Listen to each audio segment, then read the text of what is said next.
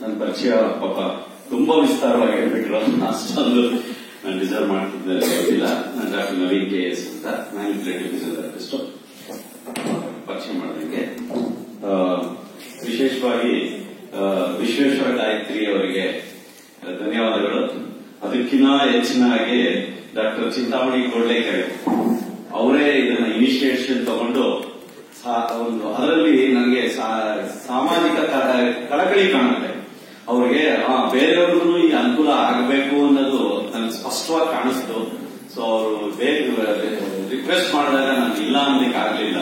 So ನನಗೂ ಅದೇ ಬೇಕು, ಸಮಾಜಕ್ಕೆ ಏನೋ ಒಂದು ವಿಷಯ ತಿಳಿಸ್ಬೇಕು, ಸಮಾಜಕ್ಕೆ ಆರೋಗ್ಯದ ಕುರಿತಾಗಿ ಒಂದು ಸ್ವಲ್ಪ ವಿಷಯಗಳು ತಿಳಿಸಿದ್ರೆ ಐ ಥಿಂಕ್ ಎಷ್ಟೊಂದು ಪ್ರಾಬ್ಲಮ್ಸ್ ಅಥವಾ ಈ ನೋವುಗಳನ್ನ ನಿವಾರಣೆಯಿಂದ ತಡೆಗಟ್ಟಬಹುದು ಅಂತ ನನಗೆ ಅನ್ನಿಸ್ತದೆ. ಸೊ ನೀವು ನನ್ನ ಎಲ್ಲ ಒದ್ದಾಡಿ ಅಷ್ಟು ವರ್ಷ ಎಲ್ಲ ಎಷ್ಟೊಂದು ಪ್ರಾಬ್ಲಮ್ ಇಟ್ಕೊಂಡು ಕೆಲವರು ಬರ್ತಾರೆ, ಬಂದು ಇಲ್ಲಿ ಸರಿ ಮಾಡ್ಕೊಳ್ಳೋದಕ್ಕಿಂತ ಇದನ್ನ ಮುಂಚೆನೆ ತಡೆಗಟ್ಬೋದಲ್ಲ ಅಂದಾಗ ನನ್ಗೆ ನೋವಾಗುತ್ತೆ, ಬೇಜಾರಾಗುತ್ತೆ, ಕೋಪ ಬರುತ್ತೆ. ಅಯ್ಯೋ ಇದು ಮುಂಚೆನೆ ತಡೆಗಟ್ಬೋದಿತ್ತಲ್ಲ ಅಂತ ಅವರಷ್ಟು ಒದ್ದಾಡಿ ಬಂದಿರ್ತಾರೆ. ಸೊ ನಾನು ನಿಮಗೆಲ್ಲ ಒಂದ್ ಸ್ವಲ್ಪ ವಿಷಯ ಮುಟ್ಟಿಸಿದ್ರೆ ಎಷ್ಟೋ ಮುಂದೆ ಬರುವಂತಹ ಇದು ತೊಂದರೆಗಳನ್ನ ನಿವಾರಿಸಬಹುದು ಮತ್ತೆ ತಡೆಗಟ್ಟಬಹುದು. ನಮ್ಮ ಗೋಪಾಲ್ ಸರ್ ಇದಾರಲ್ಲಿ, ಸೊ ಅವರು ಥ್ಯಾಂಕ್ಸ್ ಹೇಳ್ಬೇಕು. ಅವರು ನನಗೆ ತುಂಬಾ ಚೆನ್ನಾಗಿ ಪರಿಚಯದವರು. ಆಮೇಲೆ ವಿಶೇಷವಾಗಿ ನಮ್ಮ ತಂದೆ ಬಂದಿದ್ದಾರೆ, ಶ್ರೀ KV ಶ್ಯಾಮಸುಂದರ್.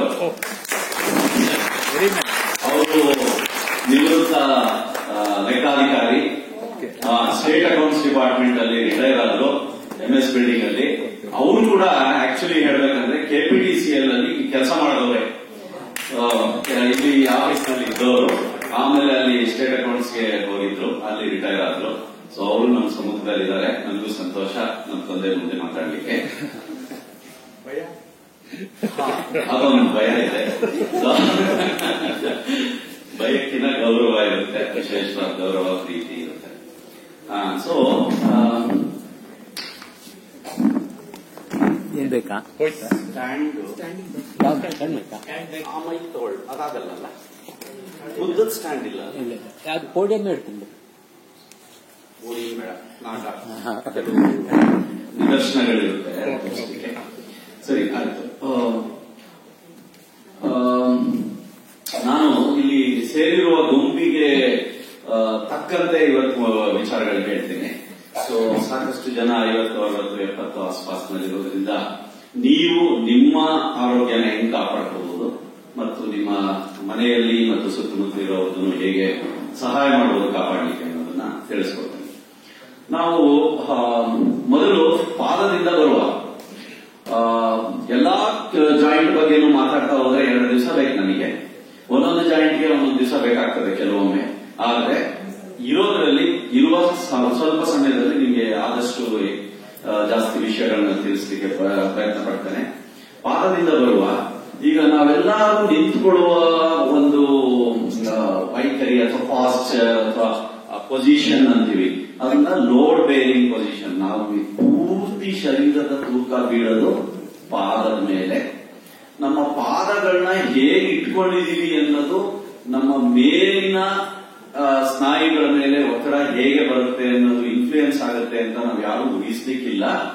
ಯಾಕೆಂದ್ರೆ ಒಂದು ಬಿಲ್ಡಿಂಗ್ ಕಟ್ಟಬೇಕಾದ್ರೂ ಫೌಂಡೇಶನ್ ತುಂಬಾ ಇಂಪಾರ್ಟೆಂಟ್.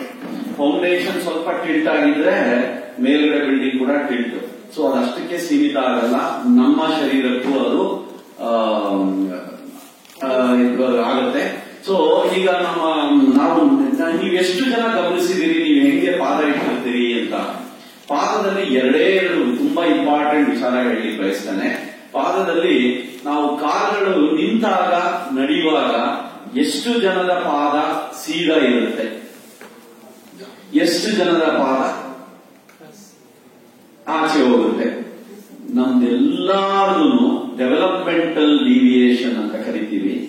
ಎಲ್ಲಾರ್ದು ಆಚೆ ಭಾಗಕ್ಕೆ ತಿರುಗಿರುತ್ತೆ, ನೀವು ಅದನ್ನ ಗಮನಿಸಿರಲ್ಲ. ಅದು ಕೆಲವೊಬ್ಬರಿಗೆ ಹುಟ್ಟದಾಗಿಂದಲೇ ಸ್ವಲ್ಪ ಡಿವಿಯೇಷನ್ ಇರುತ್ತೆ.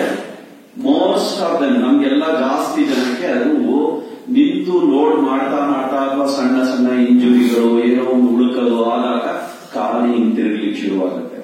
ಆ ಕಾಲು ಹಿಂಗ್ ತಿರುಗಲು ಒಳ್ಳೆದ ಕೆಟ್ಟ ಲಕ್ಷಣನ ಅನ್ನೋದು ನಿಮ್ಗೆ ನಿಮ್ಗೆ ಯಾರಿಗೂ ಊಹಿಸ್ಲಿಕ್ಕಿಲ್ಲ. ನಾವಿಂಗ್ ಆಚೆ ತಿರುಗಿದಾಗ ತೂಕ ಒಳಗಡೆ ಭಾಗ ಬೀಳ್ತದೆ, ಮೇಲ್ಗಡೆ ಮೂಳೆ ಟಿಬಿಯಾ ಅಂತ ಕರಿತೀವಿ, ಶಿನ್ ಬೋನ್, ಅದು ಒಳಗಡೆ ತಿರುಗ್ತದೆ. ಅದಕ್ಕೆ ಕಾಂಪನ್ಸೇಟರಿ ಹಿಪ್ ಜಾಯಿಂಟ್ ಆಚೆ ಕಡೆ ತಿರುಗ್ತದೆ. ಹಿಪ್ ಜಾಯಿಂಟ್ ಆಚೆ ಕಡೆ ತಿರುಗಿದ್ರೆ ಪೈರಿಫಾರ್ಮಿಸ್ ಅಂತ ಒಂದು ಮಸಲ್ ಇದೆ, ಮಾಂಸಖಂಡ ನಮ್ಮ ಹಿಪ್ಪಲ್ಲಿ. ಗ್ಲೂಟ್ಸ್ ಅಂತ ಎಲ್ಲರಿಗೂ ಗೊತ್ತು, ಗ್ಲೂಟಿಯಸ್ ಮ್ಯಾಕ್ಸಿಮಸ್ ಅಂತ. ಡ್ಯಾಶ್ ಮೇಲೆ ಹೋಗ್ಬೇಕಾ ಸರ್? ನಾನು ದೂರ ಆಗ್ತೀನಿ, ನನಗೆ ಕಾಲರ್ ಮೈಕ್ ಇದ್ದಿದ್ರೆ ಇನ್ನ ಹಿಪ್ ಅಂತೀವಿ. ಆಚೆ ತಿರುಗಿಸಿ ಯಾವಾಗಲೂ ಆಚೆ ತಿರುಗಿದ್ದಾಗ ನಾವು ನಡೆಯೋದೇ ಹೀಗಿದ್ದಾಗ ಈ ಪೈರಿಫಾರ್ಮಿಸ್ ಮಸಲ್ ಸಣ್ಣ ಆಗುತ್ತೆ. ಚಿಕ್ಕದಾದಾಗ, ಶಾರ್ಟ್ ಆದಾಗ ಅದ್ರ ಕೆಳಗಡೆ ಸಯಾಟಿಕ್ ನರ್ವ್ ಅಂತ ಒಂದು ನರ್ವ್ ಹೋಗಿರುತ್ತೆ ಬೆಂದಿದ್ದಾಗ. ಆ ಸಯಾಟಿಕ್ ನರ್ವ್ ಇರಿಟೇಟ್ ಆಗೋ ಚಾನ್ಸ್ ಇದೆ, ಪ್ರೆಸ್ ಆಗೋ ಚಾನ್ಸ್ ಇದೆ. ಯಾವ್ದ್ರಿಂದ? ಪೈರಿಫಾರ್ಮಿಸ್ ಅನ್ನೋ ಮಸಲ್ ಇಂದ. ಸೊ ಪಾದ ಆಚೆ ತಿರುಗಿದ್ರೆ ಸೊಂಟದವರೆಗೆ ನೋವು ಬರ್ಬೋದಾ ಅಂತ ನೀವು ಕೇಳಿದ್ರೆ ಹೌದು, ಖಂಡಿತವಾಗ್ಲೂ ಬರಬಹುದು. ಸೊ ಪಾದ ಹೇಗೆ ಇಟ್ಕೋತೀವಿ ಅನ್ನೋದು ಮುಖ್ಯ. ಅದರಲ್ಲಿ ಇನ್ನೊಂದು ಹೇಳಿದೆ ನಾನು, ಪಾದದ ಒಳಗಡೆ ಭಾಗ ತೂಕ ತಗೊಳ್ಳೋ ಲಾಯಕ್ಕಿಲ್ಲ. ಅದಕ್ಕೆ ಪಾದದ ಆಚೆ ಭಾಗದ ಮೇಲೆ ತೂಕ ಬರಬೇಕು.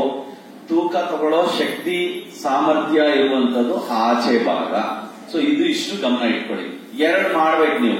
ಒಂದು ಪಾದ ಮುಂದಕ್ಕೆ ನೋಡ್ಬೇಕು, ಎರಡನೇದು ಸ್ವಲ್ಪ ತೂಕ ನಿಮ್ಗೆ ಅನ್ಸಿದ್ರೆ ಸಾಕು. ಒಳಗಡೆ ಪಾದನ ಎತ್ತಕ್ಕೆ ಹೋಗ್ಬೇಡಿ, ಬಟ್ ನಿಮ್ಗೆ ತೂಕ ಆಚೆ ಬಿಟ್ಟಿದೆ ಅನ್ನೋ ಒಂದು ಅನುಭವ ಬಂದ್ರೆ ಸಾಕು. ಅದಷ್ಟು ಎರಡು ಕರೆಕ್ಷನ್ ಮಾಡ್ಕೊಂಡ್ರೆ ತುಂಬಾ ಚೇಂಜಸ್ ಆಗುತ್ತೆ. ಏನ್ ತಕ್ಷಣ ಚೇಂಜ್ ಆಗ್ಬಿಡಲ್ಲ. ಇವತ್ತೇ ನನಗೆ ಏನೋ ನೋವಿದ್ರೆ ಹೊರಟೋಯ್ತು ಅಂತಲ್ಲ, ಬಟ್ ಮುಂದಕ್ಕೆ ಲಾಂಗ್ ಟರ್ಮ್ ನೋಡಿದ್ರೆ ತುಂಬಾ ಚೇಂಜಸ್ ಆಗುತ್ತೆ, ಚೆನ್ನಾಗಾಗುತ್ತೆ. ಸೊ ಇದು ಒಂದಾಯ್ತು. ನೆಕ್ಸ್ಟ್, ನಾವು ತೂಕ ಬಿಡುವಂತದ್ದು 60 ಭಾಗ ಬೆರಳ ಮೇಲೆ ಬಿಡಬೇಕು, 40 ಭಾಗ ಹಿಂಡಿ ಮೇಲೆ ಬಿಡಬೇಕು. 2 ಭಾಗ ಇದೆ ನಾವು ತೂಕ ಕೊಡೋದ್ರಲ್ಲಿ, ಮುಂದೆ ಬೆರಳ ಭಾಗ, ಹಿಂದೆ ಹಿಮಡಿ ಭಾಗ. ನಾವು ಎಷ್ಟು ತೂಕ ಕೊಡ್ತಿದೀವಿ ಅಂತ ನೀವು ನೋಡಿದ್ರೆ, ನಾವು ಬಹಳಷ್ಟು ಜನ 60% ಹಿಮಡಿ ಕೊಡ್ತಾ ಇರ್ತೀವಿ, ಹಿಮಡಿ ಮೇಲೆ ನಿಲ್ತಾ ಇರ್ತೀವಿ. ಹಿಮಡಿ ನೋವು ಬರುವುದು ಅದಕ್ಕೆ. ನಾವು ತೂಕ ಬಿಡಬೇಕಾಗಿರೋದು ಬೆರಳ ಮೇಲೆ. ತೂಕ ಬೆರಳ ಮೇಲೆ ಬಿಟ್ರೆ ಯಾರು ತಗೋತಾ ಇದಾರೆ ಲೋಡು?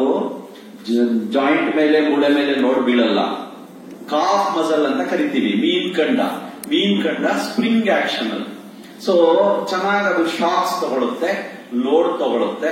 ಸೊ ಹಿಮಡಿ ಮೇಲೆ ತೂಕ ಬೀಳಲ್ಲ. ಸೊ ಬೆರಳ ಮೇಲೆ ತೂಕ 60 ಭಾಗ ಕೊಡಬೇಕು, 40 ಭಾಗ ಮಾತ್ರ ಹಿಂಡಿ ಮೇಲೆ.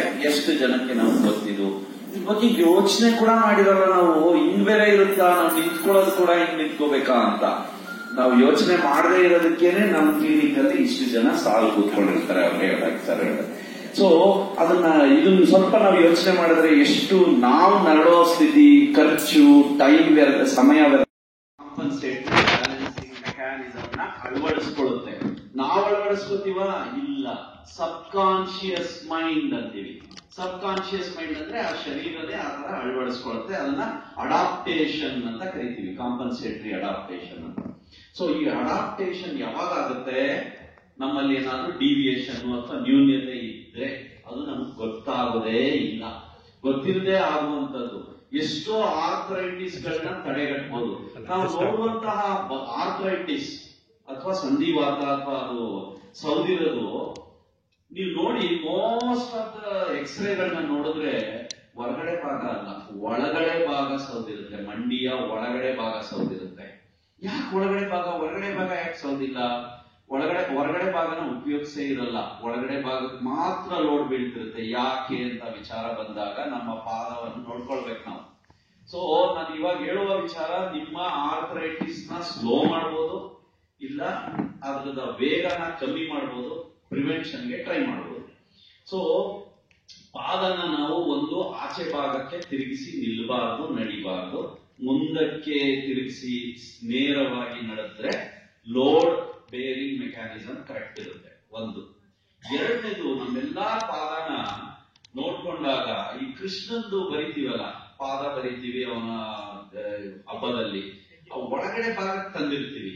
ಒಳಗಡೆ ಭಾಗನ ಸ್ವಲ್ಪ ಒಳಗೆ ತಗೊಂಡಿರ್ತೀವಿ. ಯಾಕೆ? ಅದು ಆರ್ಚ್ ಅಂತ ಕರಿತೀವಿ. ಅದೇ ಹಂಗೆ ಇರೋದು ನಮ್ಮ ಅನಾಟಮಿ. ನಮ್ಮ ಪಾದದಲ್ಲಿ ಅದು ಒಂದು ಎತ್ತರವಾಗಿರುತ್ತದೋ ಅದು ಆ ಜಾಗದ ಮೇಲೆ ತೂಕ ಬೀಳಬಾರದು ಅಂತ ದೇವರು ಅದನ್ನ ಮೇಲಿಟ್ಟಿದ್ದಾನೆ. ಸೊ ತೂಕ ಅಲ್ಲಿ ಬೀಳಬಾರ್ದು. ಒಳಗಡೆ ಭಾಗ ಅಂದ್ರೆ ಯಾವ ಕಡೆ ಬೀಳ್ಬೇಕು? ಆಚೆ ಭಾಗ ತೂಕ ಬೀಳ್ಬೇಕು. ನನ್ನ ಪಾದದ ಆಚೆ ಭಾಗಕ್ಕೆ ತೂಕ ಬೀಳ್ಬೇಕು. ಕಾಣಿಸ್ತಿದೆ ಅನ್ಕೊಂತೀನಿ. ಸೊ ಹೊರಗಡೆ ಭಾಗ, ಹೊರಗಡೆಯ ಸೋಲ್ ಏನಿದೆ ಅದು ತೂಕ ತಗೊಳ್ಳುವ ಕೆಪಾಸಿಟಿ ಇರುವಂತ ಒಳಗಡೆ ಭಾಗ ತೂಕ ಕೊಡ್ತೀವಿ. ನಮ್ಮ ಪಾದ ಆಚೆ ತಿರುಗಿದ ತಕ್ಷಣ ತೂಕ ಒಳಗಡೆ ಬೀಳ್ತದೆ. ಪಾದ ಸೀದಾ ಮಾಡಿದ್ರೆ ಅಥವಾ ಒಳಗೆ ತಿರುಗಿಸಿದ್ರೆ ತೂಕ ಆಚೆ ಬೀಳ್ತದೆ. ಸೊ ತೂಕ ಆಚೆ ಬೀಳೋದು ತುಂಬಾ ಅತಿ ಮುಖ್ಯ. ಆವಾಗ ನಿಮ್ಮ ಮೂಳೆ ತಿರುಗೋದಿಲ್ಲ. ಪ್ಲಸ್ ನೀ ಜಾಯಿಂಟ್ ನ ಎರಡೂ ಕಾಂಡೈಲ್ ಎರಡು ಸೈಡ್ ಇರುತ್ತೆ, ಮೀಡಿಯಲ್ ಸೈಡ್, ಲ್ಯಾಟರಲ್ ಸೈಡ್ ಅಂತ. ಎರಡೂ ಸೈಡ್ಗೂ ಒಂದೇ ಸಮವಾದ ತೂಕ ಬೀಳುತ್ತೆ. ಅವಾಗ ಎರಡೂ ಸೈಡ್ ಒಂದೇ ಸಮ ಯೂಸ್ ಆಗುತ್ತೆ. ಸೊ ಒಂದ್ ಸೈಡ್ ಮಾತ್ರ ಸವಿಯಲ್ಲ. ಸೊ ಇದು ತುಂಬಾ ಇಂಪಾರ್ಟೆಂಟ್.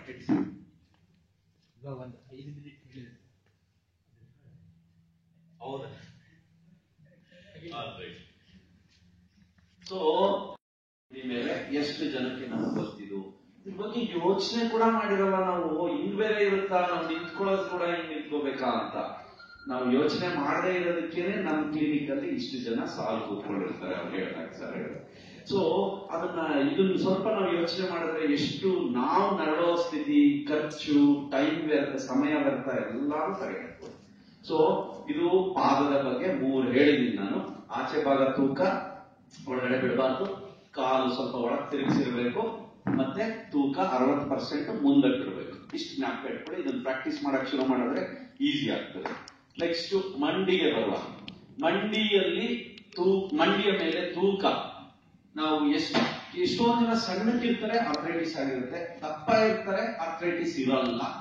ಸೊ ತೂಕದಿಂದಲೇ ಬರುತ್ತೆ ಅಂತಾನೆ ಅಲ್ಲ, ಅದು ಬಹಳಷ್ಟು ಫ್ಯಾಕ್ಟರ್ಸ್ ಇರುತ್ತೆ. ತೂಕನೂ one of the factor, but ಬಹಳಷ್ಟು ಅದರ್ ಫ್ಯಾಕ್ಟರ್ಸ್ ಇರುತ್ತೆ. ಹೆರಿಡಿಟಿಯಿಂದ ಎಲ್ಲಾ ಫ್ಯಾಕ್ಟರ್ಸ್ ಇರುತ್ತೆ. ಸೊ ಮಂಡಿಯನ್ನ ಹೇಗೆ ಕಾಪಾಡ್ಕೋಬಹುದು ಅನ್ನೋದ್ರ ಬಗ್ಗೆ ನಾನು ಒಂಚೂರು ಹೇಳ್ತೀನಿ. ಮಂಡಿಗೆ ಮುಖ್ಯವಾಗಿ ಒಂದು ಸೀಕ್ರೆಟ್ ಹೇಳ್ಬಿಡ್ತೀನಿ. ಮಂಡಿ ನೇರ ಹಾಕಿದ್ರೆ, ಫುಲ್ ಒಳಗಡೆ ಹೋಗಿದ್ರೆ ಬಿಡುಗಡೆ.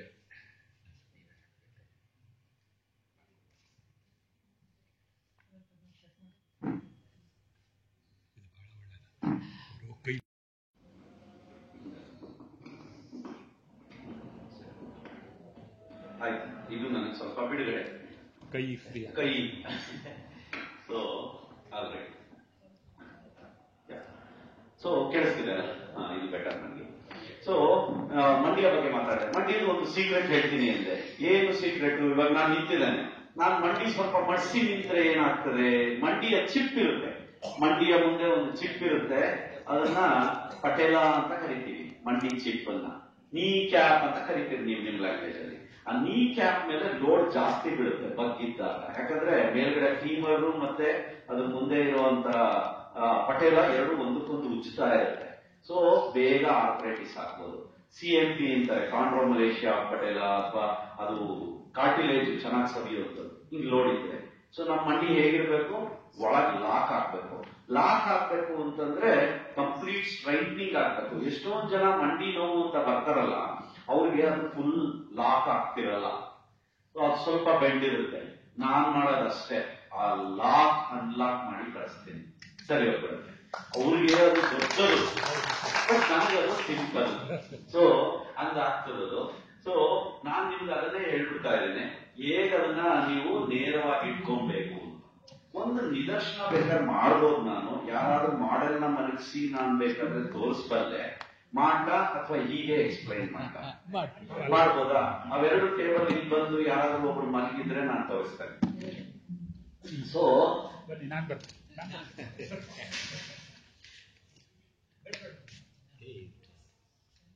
ಓಕೆ, ನಿಮ್ಗೆ ನಾನು ಎಕ್ಸ್ಪ್ಲೈನ್ ಮಾಡೋದಕ್ಕಿಂತ ತೋರಿಸ್ಬಿಟ್ರೆ ಸ್ವಲ್ಪ ಇನ್ನೂ ಚೆನ್ನಾಗಿ ಅರ್ಥ ಆಗುತ್ತೆ ಅನ್ನೋದಕ್ಕೆ ಅದನ್ನ ಮಾಡ್ತೀನಿ. ಎರಡು ಟೇಬಲ್ ಇಟ್ಟರೆ ಸ್ವಲ್ಪ ಈಸಿ. ನಾನು ಸಣ್ಣ ಇರೋರಾದ್ರೆ ಒಂದೇ ಟೇಬಲ್ ಸಾಕು. ನಿಮ್ಗೆ ಇರ್ತದೆ ಬೇಡ, ಸಾಕಲ್ಲ. ಇಲ್ಲ ತೊಂದರೆ ಇಲ್ಲ, ಬಿಡಲ್ಲ.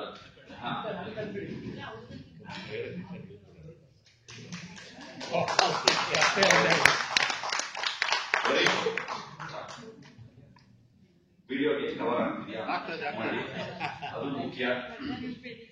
ಸೊ ಈಗ ಮಂಡಿಯಲ್ಲಿ ನೋಡಿ, ಇವರು ಮಲಗಿದ್ದಾರೆ, ಮಲಗಿದ್ದಾಗ ಕಾಲು ಸ್ವಲ್ಪ ರೆಸ್ಟಿಂಗ್ ಪೊಸಿಷನ್ ಅಲ್ಲಿ ಆಚೆ ತಿರುಗಿದೆ, ನಿಂತ ಕೂಡ ಇವರದು ಆಚೆ ತಿರುಗಿರುತ್ತೆ. ಇವಾಗ ನಡೆಯುವಾಗ ಎಲ್ಲರೂ ಅಬ್ಸರ್ವ್ ಮಾಡಿ. ಸೊ ಈ ಕಾಲು ಒಳಗಿರ್ಬೇಕು. ಮತ್ತೆ ಇಲ್ಲಿ ಗ್ಯಾಪ್ ಇದೆಯಾ ನೋಡಿ, ಗ್ಯಾಪ್ ಇದೆ. ಸರ್ ಕೆಳಗೆ ಪ್ರೆಸ್ ಮಾಡಿ. ಈಗ ಗ್ಯಾಪ್ ಕಮ್ಮಿ ಆಯ್ತು, ಕೆಳಗಡೆ ಆಲ್ಮೋಸ್ಟ್ ಟಚ್ ಆಗ್ತಿದೆ. ನಾನು ಚೂರಿನ ಹೈಪರ್ ಎಕ್ಸ್ಟೆನ್ಷನ್ ಇದೆಯಾ ನೋಡ್ತೀನಿ. ನೋವುತ್ತಾ ಸರ್? ಇಲ್ಲ. ನೋಯ್ತಾ ಸರ್? ಏನಿಲ್ಲ. ಸೊ ಇವ್ರಿಗೆ ಟರ್ಮಿನಲ್ ಎಕ್ಸ್ಟೆನ್ಷನ್ ಚೆನ್ನಾಗಿದೆ. ಎಷ್ಟೊಂದು ಜನಕ್ಕೆ ಇದು ಪೂರ್ತಿ ಕೆಳಗಡೆ ಹೋಗಲ್ಲ. ನಾನು ಹಿಂಗ್ ಪ್ರೆಷರ್ ಕೊಟ್ಟಾಗ ಅದನ್ನ ನೀವೇ ನೋಡ್ಕೋಬಹುದು. ತುಂಬಾ ಸಿಂಪಲ್. ಒಂದು ಬೆಡ್ಶೀಟ್ ತಗೊಳ್ಳಿ, ಬೆಡ್ಶೀಟ್ ರೋಲ್ ಮಾಡಿ 6 ಇಂಚ್ ದಪ್ಪ, ಕಿಮಿಡಿ ಕೆಳಗಡೆ ಇಡಿ, ಮಂಡಿಯನ್ನು ಸ್ವಲ್ಪ ಒಳಗೆ ತಿರುಗಿಸ್ಕೊಳ್ಳಿ, ಮಂಡಿಯನ್ನು ಹಾಸಿಗೆ ಮುಟ್ಸಿ ಸರ್ ಟೇಬಲ್ಗೆ. ಪ್ರೆಸ್ ಮಾಡ್ಕೊಳ್ಳಿ. ಕಾಲು ಒಳಗೆ ತಿರುಗಿಸಿರ್ಲಿ, ಪ್ರೆಸ್ ಮಾಡ್ಕೊಳ್ಳಿ. ಬೆಡ್ಶೀಟ್ ಇಲ್ಲಿರುತ್ತೆ ಎತ್ತರ, ಆದ್ರೆ ಇಲ್ಲಿ ಪ್ರೆಸ್ ಮಾಡಬಾರದು, ಅಲ್ಲಿ ಪ್ರೆಸ್ ಮಾಡಬೇಕು. ಇದು ನಿಮ್ ಕೈ ಸಾಧ್ಯವಾ? ಒಂದು. ಎರಡನೇದು, ಎರಡೂ ಮಂಡಿ ಅದೇ ತರ ಈಕ್ವಲ್ ಆಗಿದೆಯಾ ಚೆಕ್ ಮಾಡಿ. ಒಂದು ಮಂಡಿ ಹಂಗಿದ್ರೆ ಒಂದು ಮಂಡಿ ಕೆಳಗೆ ಹೋಗ್ತಿರುತ್ತೆ, ಅದನ್ನು ನಿಮ್ಗೆ ಗೊತ್ತಾಗಬೇಕು. ಸೊ ಆವಾಗ ನಿಮ್ಗೆ ಗೊತ್ತಾಗುತ್ತೆ, ಓ ಏನೋ ಇಶ್ಯೂ ಇದೆ ಅಂತ. ಅದನ್ನ ನೀವೇ ಸಾಲ್ವ್ ಮಾಡ್ಕೋಬಹುದು. ಅದನ್ನ ಪ್ರೆಸ್ ಮಾಡೋದು ಬಿಡೋದು, ಪ್ರೆಸ್ ಮಾಡೋದು ಬಿಡೋದು, ಪ್ರೆಸ್ ಮಾಡಿ ಇಟ್ಕೊಳ್ಳೋದು ಮಾಡಿದ್ರೆ ಸ್ಟ್ರೈಟ್ನಿಂಗ್ ಆಗುತ್ತೆ. ಅದನ್ನ ಲಾಕಿಂಗ್ ಮೆಕ್ಯಾನಿಸಮ್ ಅಂತ ಕರಿತೀವಿ. VMO, ವ್ಯಾಸ್ಟಸ್ ಮೀಡಿಯಾಲಿಸ್ ಆಬ್ಲಿಕಸ್ ಅಂತ ಒಂದು ಮಸಲ್ ಇರುತ್ತೆ ಒಳಗಡೆ ಭಾಗದಲ್ಲಿ.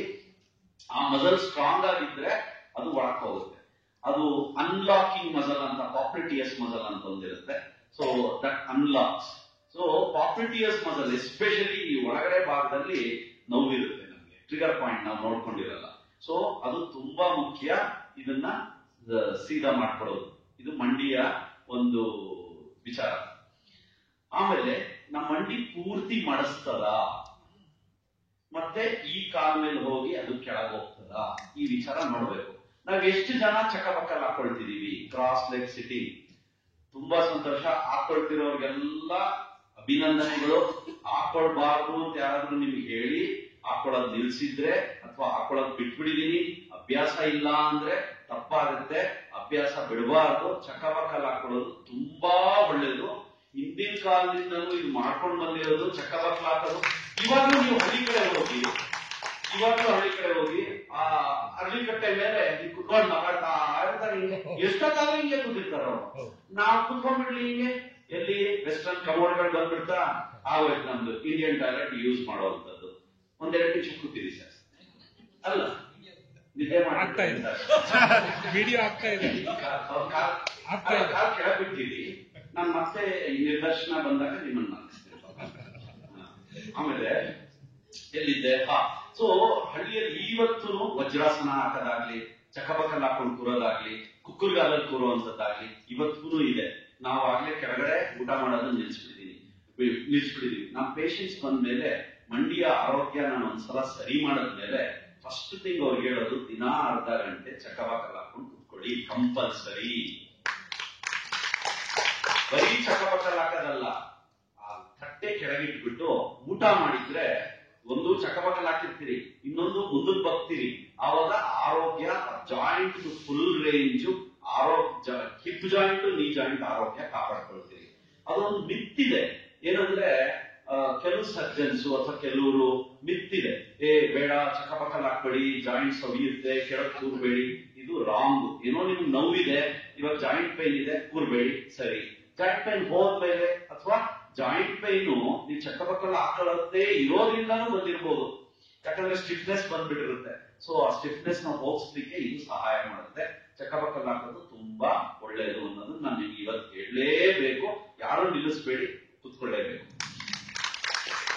ನೆಕ್ಸ್ಟ್, ಇದು ಮಂಡ್ಯ ಆರೋಗ್ಯದ ಬಗ್ಗೆ ಹೇಳಿದೆ. ಹಿಪ್ ಜಾಯಿಂಟ್ ಬಗ್ಗೆ ಮಾತಾಡೋಣ. ನಾವೆಲ್ಲ ಅಂಡರ್ ರೇಟೆಡ್ ಅಂದ್ರೆ ಅದನ್ನ ಬಹಳ ಇದಾಗಿ ನೋಡ್ತೀವಿ, ಅಂದ್ರೆ ಅದಕ್ಕಷ್ಟು ಮಹತ್ವ ಕೊಡಲ್ಲ ನಾವು. ಯಾವುದು? Hip joint. ಹಿಪ್ ಜಾಯಿಂಟ್ ಅಲ್ಲಿ ಗ್ಲೂಟಿಯಸ್ ಮಸಲ್ ಅಂತ ಕರಿತೀವಿ ನಾವು. ಗ್ಲೂಟಿಯಸ್ ಮ್ಯಾಕ್ಸಿಮಸ್ ಇಲ್ಲಿರುತ್ತೆ, ಮೀಡಿಯಸ್ ಅಂತ ಇಲ್ಲಿರುತ್ತೆ ನಮ್ ಕಾಲಿಗ.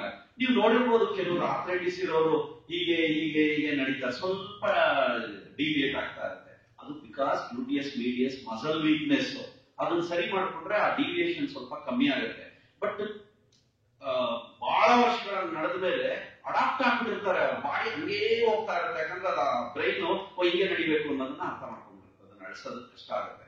ಸೊ ಹಿಪ್ ಜಾಯಿಂಟ್ ಬಗ್ಗೆ ಮಾತಾಡೋಣಂತೆ. ಹಿಪ್ ಜಾಯಿಂಟ್ ಆರೋಗ್ಯ ಹೆಂಗ್ ಕಾಪಾಡ್ಕೋಬಹುದು ಅಂತ. ಹಿಪ್ ಜಾಯಿಂಟ್ ಒಂದೇ ಒಂದು ಶಕ್ತಿ ಬರುವ ಎರಡೇ ನಿದರ್ಶನಗಳು ಹೇಳ್ತೀನಿ, ತುಂಬಾ ಮುಖ್ಯವಾದ, ತುಂಬಾ ಇದೆ ಎಷ್ಟೊಂದು. ಅದರಲ್ಲಿ ಈ ಎರಡು ಎಕ್ಸರ್ಸೈಸ್ ಮಾಡಿದ್ರೆ ನಿಮ್ಗೆ ತುಂಬಾ ಅನುಕೂಲ ಆಗುತ್ತೆ. ಸರ್ ಮಲ್ಕೊಳ್ಳಿ, ಸರ್ ಎರಡೂ ಕಾಲ್ ಮಾಡಿಸಿ, ಆ ಕಾಲ್ ಕೂಡ ಮಾಡಿಸಿ ಸರ್. ಎರಡೂ ಪಾದಗಳನ್ನ ಹೀಗೆ ಪಕ್ಕದಲ್ಲಿಟ್ಟು ಕೈಗಳನ್ನ ಪಕ್ಕದಲ್ಲಿ ಕೆಳಗಡೆ ಮುಖ ಮಾಡಿ ಈ ಸೊಂಟವನ್ನು ಮೇಲೆ ಎತ್ತುವುದು. ಎತ್ತಿ ಇನ್ನ ಮೇಲೆ ಎತ್ತಿ. Very good. ಬಿಡಿ ಸರ್. ಮತ್ತೆ ಎತ್ತಿ ಸರ್, ಬಿಡಿ ಸರ್. ಮತ್ತೆ ಎತ್ತಿ ಸರ್, ಬಿಡಿ ಸರ್. ಈಗ ಸ್ವಲ್ಪ ನೆಕ್ಸ್ಟ್ ಲೆವೆಲ್ ತಗೊಂಡೋಗೋಣ. ಇಲ್ಲಿ ಚಪ್ಪಾಳೆ ಮಾಡೋದಕ್ಕೆ ಹೊಡೆಯಕ್ಕೆ ಮುಂಚೆ ಈ ಕಾಲನ್ನು ನೇರೆ ಮಾಡ್ತೀನಿ. ಇವಾಗ ಎತ್ತಿ ಸರ್ ಸೊಂಟ, ಇದು ಅಲ್ಲೇ ಇರಲಿ. ಇನ್ನ ಮೇಲೆ ಇದು ಒಂದೇ ಕಾಲ ಮೇಲೆ ಸೊಂಟ ಎತ್ತೋದು. ಇದು ಎಷ್ಟು ಜನಕ್ಕೆ ಸಾಧ್ಯ ಆಗುತ್ತೆ ಗೊತ್ತಿಲ್ಲ. ಬಿಡಿ ಸರ್. ಈ ಕಾಲು ಅದೇ ತರ ಮಾಡಿ ಸರ್. ಇದನ್ನ ಮೇಲ್ ಮಾಡಿ. ಇವಾಗ ವೆರಿ ಗುಡ್. ಸೊ ಲೆಫ್ಟ್ ಗಿನ ಸ್ವಲ್ಪ ರೈಟ್ ಗಿನ ಸ್ವಲ್ಪ ಲೆಫ್ಟ್ ವೀಕ್ ಅನ್ನಿಸ್ತು ನನಗೆ. ಚೂರ್ ನಡ್ಕ ಬಂದಿಲ್ಲ ಈಗ ಎತ್ತದಾಗ. ಸೊ ದಟ್ ಈಸ್ ಬಿಕಾಸ್ ಇದೊಂದು ಚೂರ್ ವೀಕ್ ಇರಬಹುದು. ಸೊ ಈ ವೀಕ್ನೆಸ್ ನಾವು ಕಂಡಿಡ್ಕೋಬೇಕು, ನಮ್ ಕೈಲಿ ಆಗುತ್ತಾ ಅಂತ ಚೆಕ್ ಮಾಡ್ಕೋಬೇಕು. ಅದಾಗ್ತಿಲ್ಲ ಅಂತಂದ್ರೆ ನಮ್ದು ಮಂಡಿ ಮತ್ತೆ ಹಿಪ್ಪು ಒಟ್ಟಿಗೆ ಕೆಲಸ ಮಾಡುತ್ತೆ.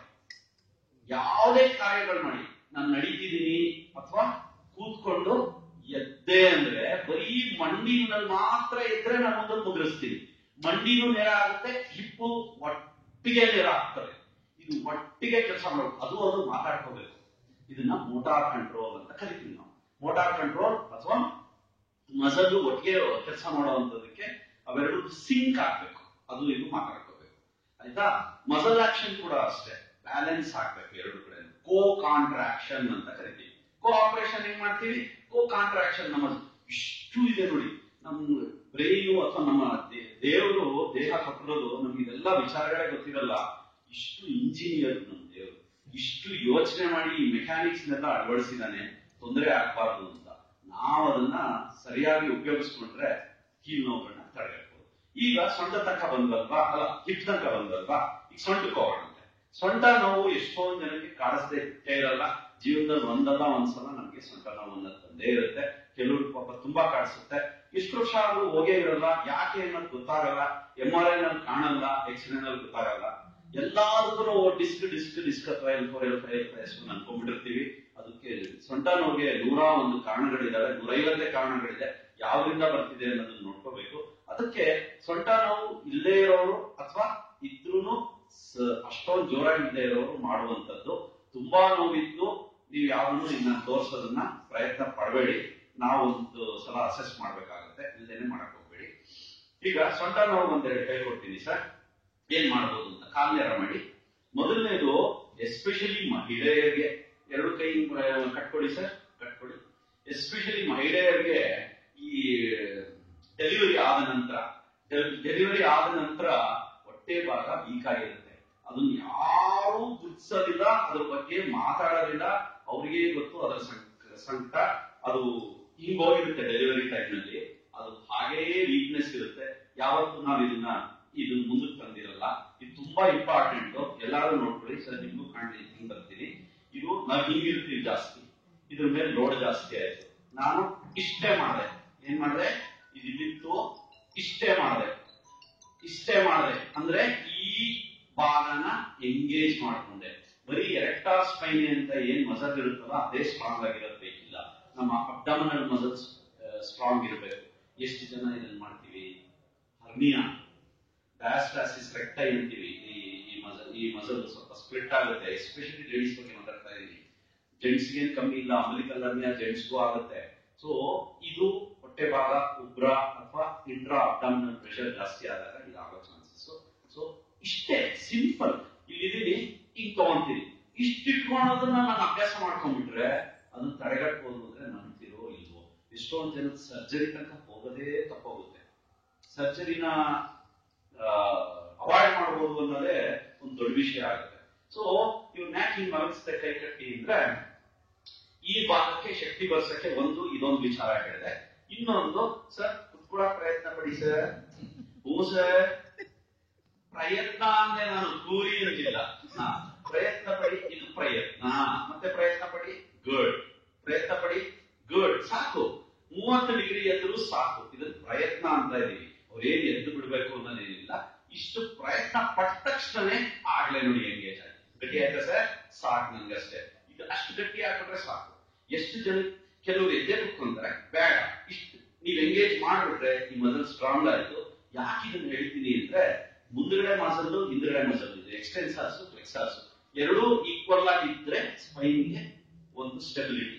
ಒಂದ್ ಸೈಡ್ ಜಾಸ್ತಿ ಆದ್ರೆ ನೀವೆಲ್ಲ ಕಂಪಾರ್ಟ್ಮೆಂಟ್ಸ್ ಇರಲ್ಲ, ಕೆಪಿಟಿಸಿ ಅಲ್ಲ, ಇವೆಲ್ಲ ಕಡೆ ವೈರ್ ಹಾಕ್ಬೇಕಂದ್ರೆ ಕಂಪಾರ್ಟ್ಮೆಂಟ್ ಬೇಕಾದ್ರೆ ವೈರು ಕರೆಕ್ಟ್ ಆಗಿ ಬ್ಯಾಲೆನ್ಸ್ ಮಾಡ್ಬೇಕು. ಕಂಬಾನ ಒಂದ್ ಸೈಡೇ ವೈರ್ ಹಾಕಿದ್ರೆ ಅದು ಆ ಕಡೆ ಬಿದ್ದೋಗುತ್ತೆ.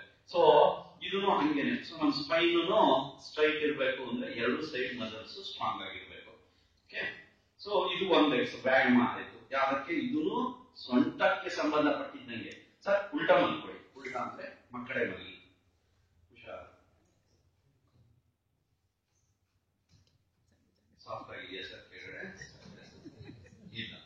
ಎರಡು ಕೈ ಇಲ್ಲಿ ತಗೊಳ್ಳಿ, ಎರಡು ಕೈ ಹಿಂದಕ್ಕೆ ಕಟ್ಟಿದ್ದಾರೆ, ತಲೆ ಭುಜಗಳನ್ನ ಮೇಲೆ ಕೆತ್ತುತ್ತಾರೆ. ಎತ್ತಿ ಸರ್, ಇನ್ನ ಮೇಲೆ.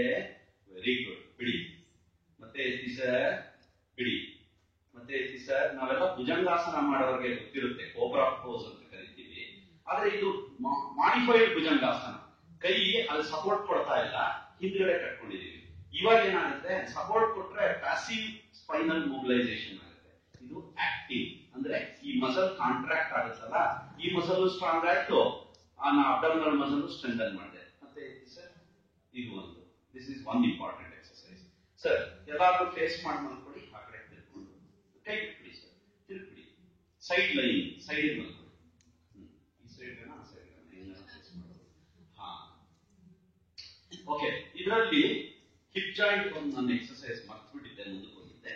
ಸೊ ಈಗ ಸೊ ಎರಡು ಕಾಲು ನೇರ ಇದೆ, ಕೈ ಅಲ್ಲಿಟ್ಟಿದ್ದಾರೆ, ಸೊಂಟ ಮುಂದಕ್ಕಿದೆ, ಹಿಂದಕ್ಕೆ ಬರ್ತಾ ಇಲ್ಲ.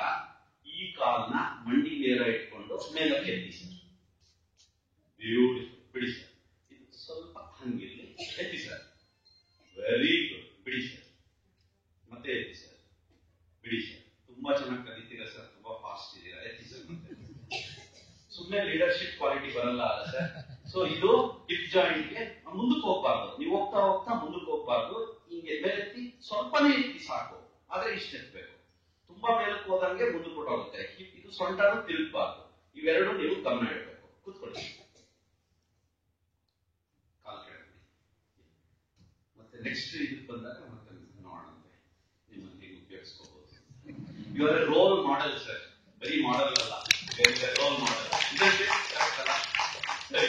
ಸೊ ಇದು ಹಿಪ್ ಜಾಯಿಂಟ್ ಗೆ ಶಕ್ತಿ ಬರುವಂತದ್ದು. ಒಂದು ಗ್ಲೂಟ್ಸ್ ಗೆ ಬ್ರಿಡ್ಜಿಂಗ್ ಅಂತ ಹೇಳಿದೆ, ಕಾಲ್ ಮಾಡಿಸಿ ಮೇಲೆ ಬ್ರಿಡ್ಜಿಂಗ್ ಆಯ್ತು. ಇದು ಸೈಡ್ ಗೆ ಕಾಲ್ ಎತ್ತೋದು, ನಾನು ಹೇಳದ್ನಲ್ಲ ಹೀಗೆ ಹೀಗೆ ನಡೀತಾರೆ ಅಂತ. ಸೊ ಅದಕ್ಕೆ ವೆರಿ ಇಂಪಾರ್ಟೆಂಟ್. ಟೆಂಡರ್ ಬರ್ಗ್ ಅಂತ ಅಂತೀವಿ. ಅಂದ್ರೆ ನಾವು ಒಂದು ಕಾಲ್ ಎತ್ತಿಡುವಾಗ, ಈ ಮಸಲ್ ಕಾಂಟ್ಯಾಕ್ಟ್ ಮಾಡ್ಲಿಲ್ಲ ಅಂದ್ರೆ ನಾನು ಹಿಂಗ್ ಕುಸ್ತು ಬಿಡ್ತೀನಿ. ಈ ಮಸಲ್ ಇಟ್ಕೊಳ್ಳೋದಕ್ಕೆ ನನಗೆ ಈ ಕಡೆ ಬ್ಯಾಲೆನ್ಸ್ ಆಗಿರೋದು. ಸೊ ನಾನು ಈ ಕಾಲ್ ಎತ್ತಿಡುವಾಗ ಈಗ ಬ್ಯಾಲೆನ್ಸ್ ಆಗ್ಬೇಕು. ಆ ಬ್ಯಾಲೆನ್ಸಿಂಗ್ ಹೊಟ್ಟೋಗೋದ್ರಿಂದ ಹೀಗೆ ಹೀಗೆ ನಡೆಯೋದಾಗುತ್ತೆ. ಸೊ ಅದು ಇರ್ಲಿ. ಸೊ ಇದು ಸೊಂಟದ್ದಾಯ್ತು, ಹಿಪ್ ಜಾಯಿಂಟ್ ಆಯ್ತು. ಎಲ್ಲಕ್ಕಿಂತ ಮುಖ್ಯ ಥೊರಾಸಿಕ್ ಸ್ಪೈನ್. ನಮ್ದು ಥೊರಾಸಿಕ್ ಸ್ಪೈನ್ ಅಂದ್ರೆ ಸ್ವಲ್ಪ ಮೇಲೆ ಹೋದೆ, ಸೊಂಟ ಆಯ್ತಲ್ಲ, ಇಲ್ಲಿ ಥೊರಾಸಿಕ್ ಸ್ಪೈನ್ ಬಂದಿದ್ದೀವಿ. ಎಷ್ಟು ಜನ ನೋಡಿರ್ತೀರಿ ಗೂನ್ ಆಗಿರುತ್ತೆ, ಅಥವಾ ಗೂನ್ ಬಿಟ್ಬಿಡಿ. ನಮ್ಮಲ್ಲೇನೆ ಈಗ ನಿಮ್ಮ ಭುಜ ನೋಡ್ಕೊಂಡ್ರೆ, ನಾನು ಒಂದೇ ಒಂದು ನಿದರ್ಶನ ತೋರಿಸ್ತೀನಿ ನೋಡಿ. ಈಗ ನನ್ನ ಭುಜ ಹೀಗಿದೆ, ಓಕೆ, ನೀವೆಲ್ಲ ಮಾಡಿ ನೋಡ್ಬೋದು. ಇರ್ಬೇಕಾದ್ರೆ ಭುಜ ಹಿಂಗ್ ಮುಂದಕ್ಕೆ ಇಟ್ಟಿದ್ದೀನಿ, ಕೈ ಎತ್ತುತ್ತೀನಿ, ಇಷ್ಟೇ. ಏನ್ ಟ್ರೈ ಮಾಡೋದು ಇಷ್ಟೇ, ಆಯ್ತಾ? ಬಿಟ್ಟೆ, ಭುಜ ಹಿಂದಕ್ಕೆ ತಗೊಂಡೆ, ಸುಮ್ಮನೆ ಹೊರಟೋಯ್ತು ಮೇಲೆ. ಹೇಗೆ? ಸೊ ನೋಡಿ, ನಮ್ಮ ಭುಜ ಎಲ್ಲಿದೆ, ಪಾಸ್ಚರ್ ಎಲ್ಲಿದೆ, ಮ್ಯಾಮ್ ಹೇಳಿದ್ರು ಪಾಸ್ಚರ್ ಎಲ್ಲಿದೆ ಅನ್ನೋದ್ರ ಮೇಲೆ ನನ್ನ ಮೂವ್ಮೆಂಟ್ಸ್ ಹೋಗುತ್ತೆ. ಸೊ ನಾನು ಇನ್ನು ಕೈ ಹೋಗ್ತಾ ಇಲ್ಲ, ಇಲ್ಲಿ ಹೋದ ತಕ್ಷಣ ಫುಲ್ ಮೇಲೆ ಹೋಗುತ್ತೆ. ಸೊ ನನ್ನ ಅಡ್ವಾಂಟೇಜ್ ನೋಡಿ ಎಲ್ಲಿತ್ತು, ಇಷ್ಟು ಕೈ ಹೋಗುವಂತ ಜಾಗದಲ್ಲಿ ನಾನು ಇದರಲ್ಲಿ ರೆಸ್ಟ್ರಿಕ್ಟ್ ಮಾಡ್ಕೊಂಡಿದ್ದೆ. ಇದು ಮುಂದಕ್ಕೆ ಬಂದ್ರೆ ಅಷ್ಟು ಕಮ್ಮಿ ಆಗೋದಾದ್ರೆ ಇದು ಯಾಕೆ ಮುಂದಕ್ಕೆ ಬರ್ತದೆ? ಇದು ಮುಂದಕ್ಕೆ ಬರುತ್ತೆ ಅಂದ್ರೆ ಈ ಥೊರಾಸಿಕ್ ಸ್ಪೈನ್, ನಮ್ಮ ಮೇಲ್ಗಡೆ ಬೆನ್ನು ಏನಿದೆಯಲ್ಲ, ಅದು ಗೂಲ್ ಇದ್ರೆ ಇದು ಮುಂದಕ್ಕೆ ಬರ್ತದೆ. ಸೊ ಅದಲ್ಲಿ ಇದು ಸ್ಟ್ರೈಟ್ ಆದ್ರೆ ಇದು ಸ್ಟ್ರೈಟ್ ಆಗ್ತದೆ. ಅಂದ್ರೆ ಒಂದಕ್ಕೊಂದು ಹೆಂಗ್ ಜೋಡಿಸ್ಕೊಂಡಿದೆ ಅಂದ್ರೆ, ನೀವು ಒಂದು ಚಿಕ್ಕ ಗಿಡನ್ನ ಹಿಂಗ್ ಬಗ್ಸಿದ್ರೆ ಬರೀ ಸ್ಟೆಮ್ ಮಾತ್ರ ಬಗ್ಗಲ್ಲ, ಎಲೆ ಬತ್ತು, ಹೂವು ಬತ್ತು, ಎಲ್ಲಾನು ಬತ್ತು. ಸೊ ಅದನ್ನ ಸ್ಟ್ರೈಟ್ ಮಾಡಿದ್ರೆ ಇವು ಎಲ್ಲ ಸ್ಟ್ರೈಟ್. ಹಾಗೆ ಈ ಮೇಲ್ಗಡೆ ಬೆನ್ನು ತುಂಬಾ ಮುಖ್ಯ. ನಾನು ತೋರಿಸಿದ್ನಲ್ಲ ವ್ಯಾಯಾಮ, ಅದಕ್ಕೆ ಕೂಡ ಆಗ್ತದೆ, ಅದಕ್ಕೆ ಕೂಡ ರಾಮಬಾಣ. ಅದಕ್ಕೆ ಸೊಂಟಕ್ಕೆ ಶಕ್ತಿ ಬರ್ಲಿಕ್ಕೆ, ಮತ್ತೆ ನಿಮ್ಮ ಮೇಲಿನ ಬೆನ್ನು ಸ್ಟ್ರೈಟ್ ಆಗುತ್ತೆ. ಸೊ ಇದು ಸ್ಟ್ರೈಟ್ ಆಯ್ತು ಅಂತಂದ್ರೆ ಇದು ಸ್ಟ್ರೈಟ್ ಆಟೋಮೆಟಿಕ್. ನಾನು ಇದನ್ನ ಹಿಂಗೆ ಇಟ್ಕೊಂಡು ಇದು ಸ್ಟ್ರೈಟ್ ಇರೋಕ್ಕಾಗಲ್ಲ, ನಾನು ಎಫರ್ಟ್ ಹಾಕ್ಬೇಕು. ಸೊ ಇದು ಸ್ಟ್ರೈಟ್ ಆದ ತಕ್ಷಣ ಇದನ್ನು ಸ್ಟ್ರೈಟ್ ಆಗುತ್ತೆ. So this is very very important. ನಾವೆಲ್ಲಾನು ಗಮನಿಸಬೇಕಾಗಿರೋದು ಇದು ಮೇಲ್ ಬೆನ್ ಸ್ಟ್ರೈಟ್, ಇದು ಹಿಂದಕ್ಕೆ. ಎಷ್ಟು ಜನ ನಾವು ಇದನ್ನು ಗಮನ ಇಡ್ತೀವಿ? ಒಂದು. ಎರಡನೇದು ನಮ್ಮ ಕಿವಿ ಎಲ್ಲಿದೆ ಅನ್ನೋದು. ಸೊ ನಾನು ಹಿಂಗಿದ್ದಾಗ ನನ್ನ ಕಿವಿ ನೋಡಿ ಈ ಭುಜಕ್ಕಿನ ಮುಂದೆ ಬಂದಿದೆ, ಆಯ್ತಾ? ನಾನು ಈ ಸ್ಟ್ರೈಟ್ ಆದ ತಕ್ಷಣ ಕಿವಿ ನನ್ನ ಭುಜದ ಮೇಲಿದೆ, ಹೌದಾ? ಸೊ ಕಿವಿ ಅಲೈನ್ಮೆಂಟ್ ಎಲ್ಲಿದೆ ಅನ್ನೋದು ತುಂಬಾ ಮುಖ್ಯ. ಕಿವಿ ಅಲೈನ್ಮೆಂಟ್ ಕರೆಕ್ಟ್ ಆಗಿ ಭುಜದ ಮೇಲಿರ್ಬೇಕು. ಇಷ್ಟು ನೀವು ತಿಳ್ಕೊಳ್ಳೇಬೇಕು. ನಾವು ಎಷ್ಟು ಅದನ್ನ ಪ್ರಯತ್ನ ಪಟ್ಟು ಇರ್ಬೇಕಾಗುತ್ತೋ ಇಲ್ವೋ, ಬಟ್ ಪ್ರಯತ್ನ ಪಡ್ಬೇಕು. ಇದರಿಂದ ಶೋಲ್ಡರ್ ಪೈನ್ ಬರುತ್ತೆ, ನೆಕ್ ಪೈನ್ ಬರುತ್ತೆ. ಯಾಕೆ ನೆಕ್ ಪೈನ್ ಬರುತ್ತೆ? ಇದು ಹಿಂಗಿದ್ದಾಗ ಕತ್ ಮುಂದಕ್ಕೆ ಬಂತು, ಈ ಮಸಲ್ ಹಿಂಗ್ ಹಿಡಿದಿಟ್ಕೊಂಡಿದೆ.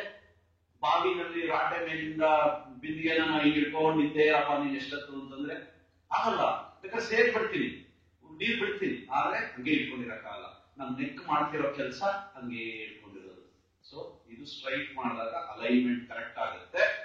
ಭುಜಗಳ ನೋವು, ಕತ್ತು ನೋವು ಪ್ರಿವೆಂಟ್ ಮಾಡಬಹುದು, ತಡೆಗಟ್ಟಬಹುದು, ಹೌದಾ?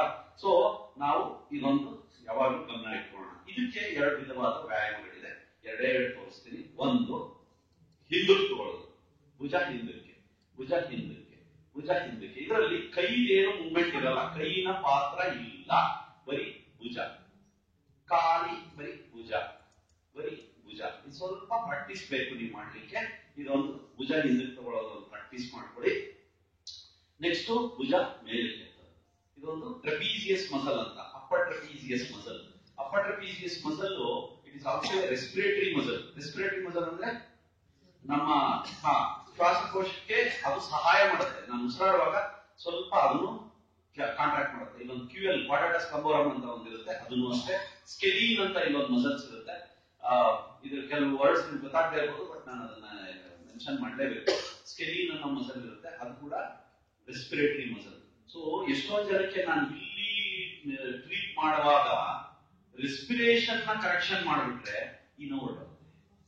ನಾನು ಇದನ್ನ ಸರಿ ಮಾಡಿದ್ರು ರೆಸ್ಪಿರೇಷನ್ಗೆ ಅದು ಅಸೋಸಿಯೇಟ್ ಆದ್ರಿಂದ ನಾನು ರೆಸ್ಪಿರೇಟರಿ ಕರೆಕ್ಷನ್ ಮಾಡಲಿಲ್ಲ ಅಂದ್ರೆ ನೋವು ಹೋಗಲ್ಲ. ಏನ್ ನಾನು ಹೇಳ್ತಾ ಇದ್ದೀನಿ ಇಲ್ಲಿ ಅಂದ್ರೆ, ನಾನು ನೋವನ್ನ ನಿವಾರಣೆ ಮಾಡೋದಕ್ಕಿಂತ ನೋವಿನ ಮೂಲನ ಸರಿ ಮಾಡಿಬಿಟ್ರೆ, ಅಂದ್ರೆ ಹೊಗೆ ಹೋಗ್ಸೋದ್ರ ಬದಲು ಬೆಂಕಿ ಹಾರಿಸ್ಬಿಟ್ರೆ ಆ ಹೊಗೆ ಬರಲ್ಲ ಅಂತ. ಸೊ ಇದು ನಮ್ಮ ಧ್ಯೇಯ. ಇದು ನಮ್ಮ ಫಿಸಿಯೋಥೆರಪಿಸ್ಟ್ ಆಗಿ ಬಯೋಮೆಕ್ಯಾನಿಕ್ಸ್ ಅಲ್ಲಿ ವಿ ಆರ್ ಎಕ್ಸ್ಪರ್ಟ್ಸ್. ಬಯೋಮೆಕ್ಯಾನಿಕ್ಸ್ ಅಂದ್ರೇನು? ನಮ್ ಕಾರಲ್ಲಿ ಮೆಕ್ಯಾನಿಕ್ಸ್ ಇದೆ, ಎಲ್ಲಾದ್ರಲ್ಲೂ ಮೆಕ್ಯಾನಿಕ್ಸ್ ಇದೆ. ಶರೀರ ಕೀಲುಗಳೆಲ್ಲ ಒಂದು ಮೆಕ್ಯಾನಿಕಲ್ ಪಾರ್ಟ್ಸ್.